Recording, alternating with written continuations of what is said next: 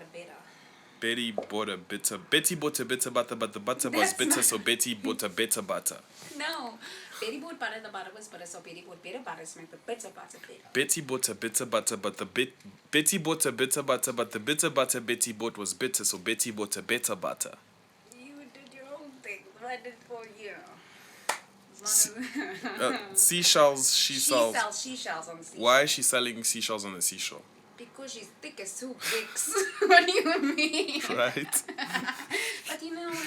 No one wants to go collect the shells, so she propagated. So she takes the shells that are for everyone and she sells them on the seashore. She saw them laying around and she was like, let me collect all of this shit in advance, bottle it for you so that it cuts out all the PT of you having But to what get if yourself. I'm on the seashore at the same time as she is? Now I'm picking up the same seashells that she's selling on the seashore for a price. I'm getting them for free.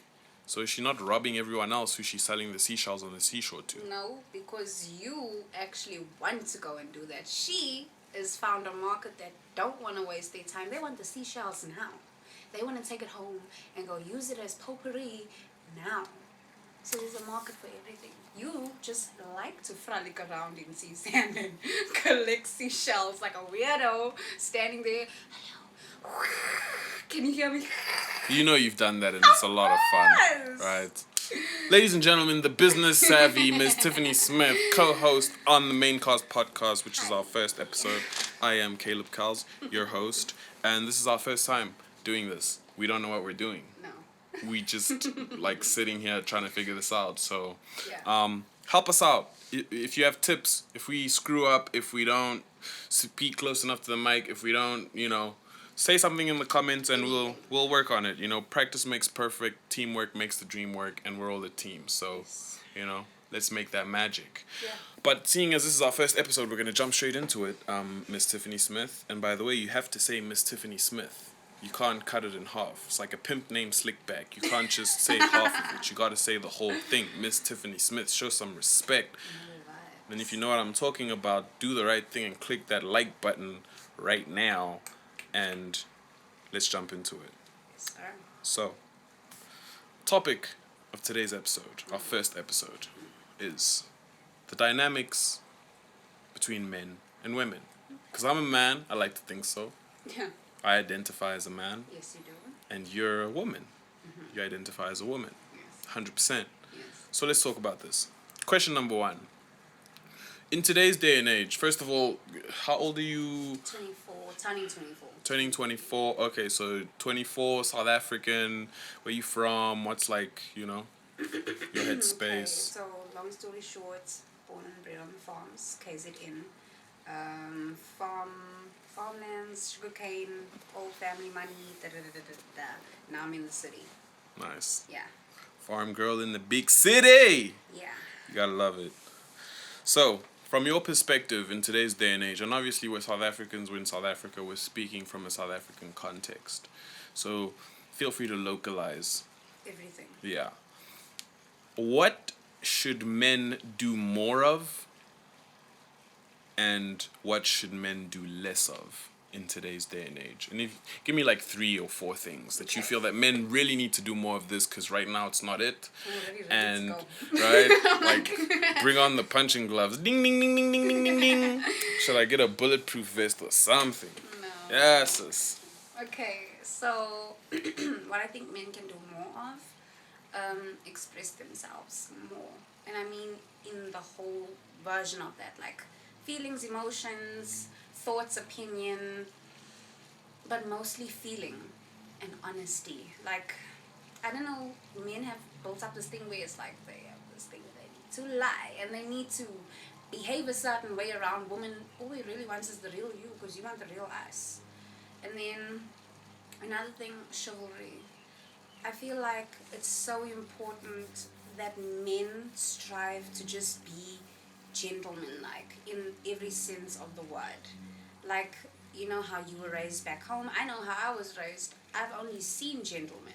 So when I have a standard of a man, if I go for a certain man, it's like there's certain things about him that I feel like are gentleman-like and line up with those attributes. Another thing, time.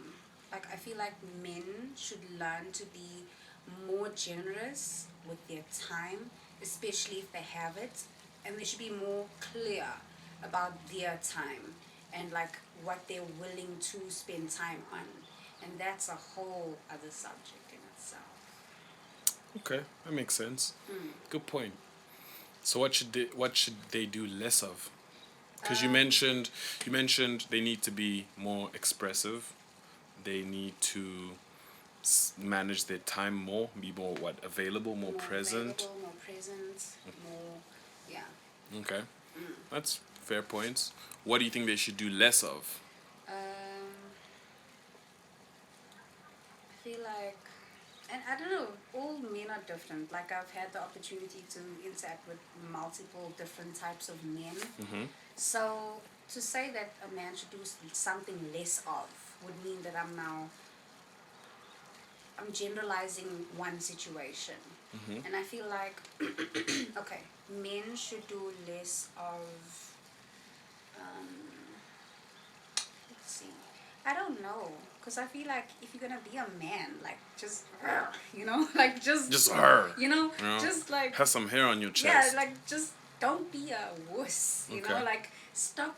Like, But what's a wuss though? Like, I want Because to, I feel like women today, because of obviously the internet and social media, you get to see a whole bunch of different types of flavors Yeah. of men. Yeah. So you're like, okay, I'm aware that this exists out there somewhere. Yeah. So now you build up this kind of global standard, Yeah. which is a bit unfair because culturally, what goes on in Saudi Arabia, how a man should be in Saudi Arabia, is not the same standard that a man should use in North America or in South Africa, right? So it's a bit unfair to put like the standard on everyone, but I understand why it's there.